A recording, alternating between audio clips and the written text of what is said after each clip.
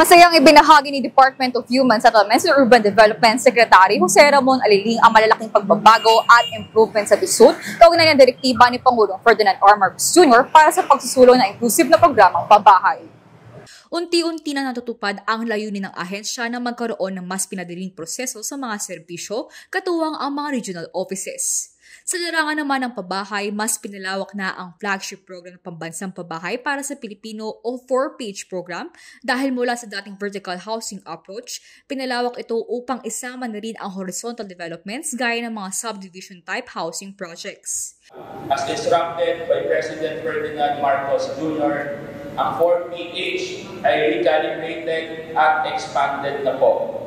Lahat po ng nakausap natin tungkol dito ay kumbinsido na naitama at napalawak na po natin ang ating pambansang pabahay para sa Filipino program.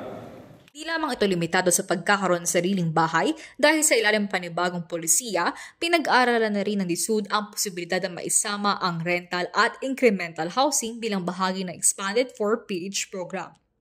Layunin ng mga pagbabagong ito na mapalawak ang saklaw ng mga benepisyaryo mula sa mga manggagawa hanggang sa mga nasa mas mababang antas ng lipunan. Inaasahang makakamit ang tunay na layunin ni Pangulong Ferdinand R. Marcos Jr. para sa isang pambansang pabahay na abot kaya at bukas para sa lahat ng Pilipino, anuman ang antas ng kanilang kita.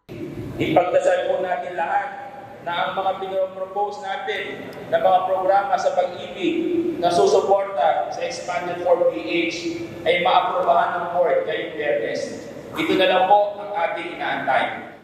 Naniniwala si Secretary Aliling na sa tuloy-tuloy na kooperasyon ng bawat miyembro ng ahensya at sa matibay na political will, makakamit ang target na pabahay para sa bawat pamilyang Pilipino.